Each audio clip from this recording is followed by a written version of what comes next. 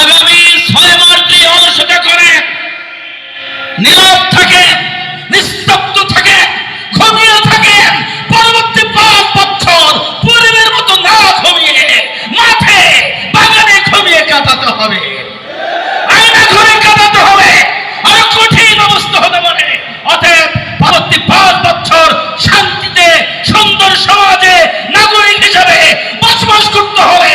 7 মাস না ঘুমিয়ে কাটাতে কারা রাজি আছেন হাত তুলে অঙ্গীকার করতে হয়।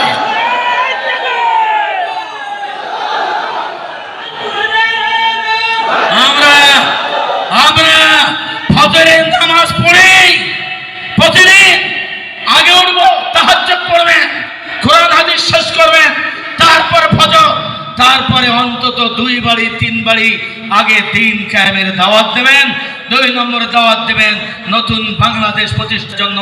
দাঁড়িপাল্লায় ডাক্তার শফিকুর রহমান একজন মাত্র নেতা দেখিয়ে দিয়েছেন তিনি বিদেশে চিকিৎসা গ্রহণ করতে রাজি হননি।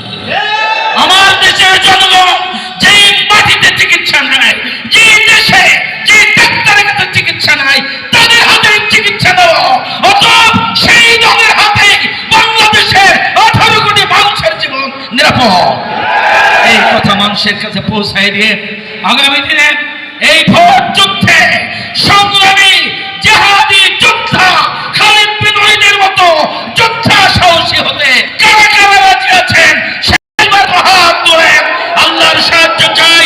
এই জমিনে যেন আল্লাহ ইসলামের বিজয় দান করে, দাঁড়িপাল্লা মার্কাকে বিজয় দান করে, এক সুন্দর দেশ গড়ার তৌফিক দান করে। সবাই বলে আমিন। আসসালামু আলাইকুম ওয়া রাহমাতুল্লাহি তাআলা ওয়া বারাকাতুহু।